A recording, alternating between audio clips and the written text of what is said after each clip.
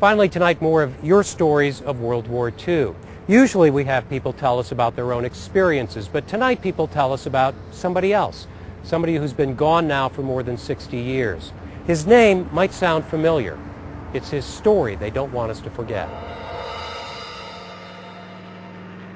Wendell Pruitt was honored for what he did, but he was also admired for who he was. A fellow pilot and fellow St. Louisan remembers him as being quiet, didn't brag much.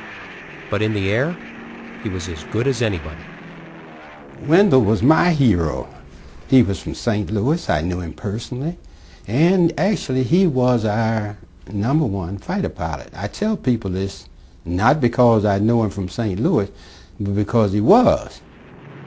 Wendell Pruitt was like a lot of the first blacks accepted into pilot training by the Army Air Corps, from a big city and college educated. He had first learned to fly at the Jefferson City Airport while still a student at Lincoln University. He enlisted in the summer of '41 and was trained as a fighter pilot at the air base at Tuskegee, Alabama. And Pruitt would turn out to be one of the best.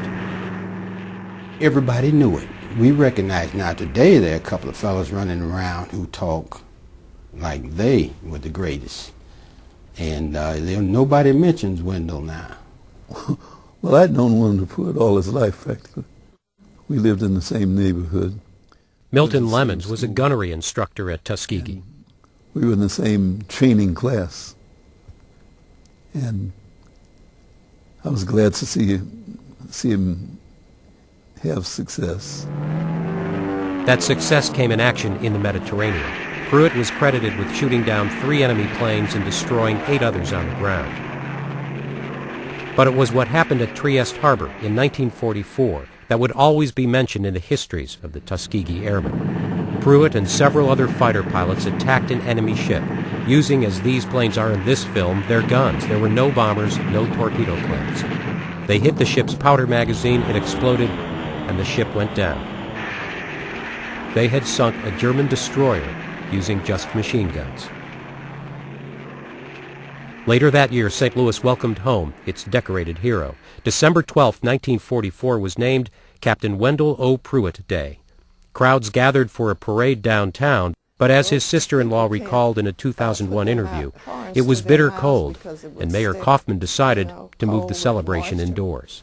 So he called the parade off, but it was at the time, just maybe a half an hour or so before the parade, and he just sent the word all down the way. Didn't have the cell phones then, but the police just managed to tell the people that everything would be at the City Hall. And that's where everybody that could crowd in got in there, you know. Like other war heroes, Pruitt was sent home in part to build morale and support for the war effort.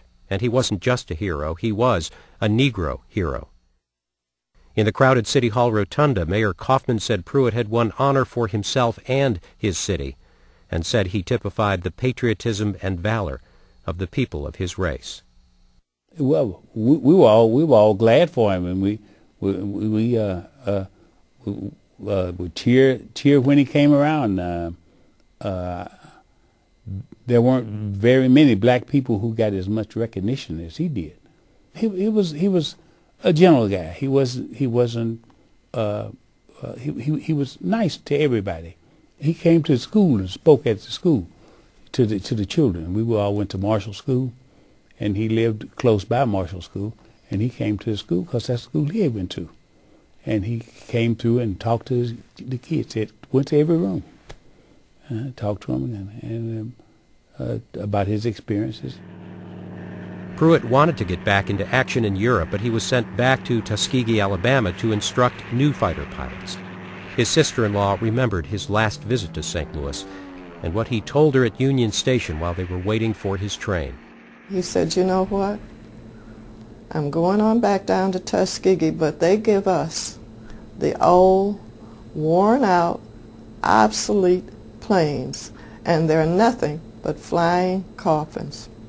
Those are what he said. Those are his last words. In April of 1945, Wendell Pruitt took up a student in a trainer. It crashed, and both were killed. His family said he should have been on his way back to Europe that day, but the transfer had been delayed because of the death of President Roosevelt. In St. Louis, they would put his name on a school and a housing project. I remember when he died, and then I remember when they named the Pruitt-Igoe projects after him. And I never did know who Igoe was, but I knew Pruitt. He was a fighter pilot. Maybe some of the officers, upstairs didn't think so. They might have thought he was too daring, too bold. And he was quiet as he could be on the ground. He never said anything. But when he got in the airplane, he was a tiger. Best pilot I know.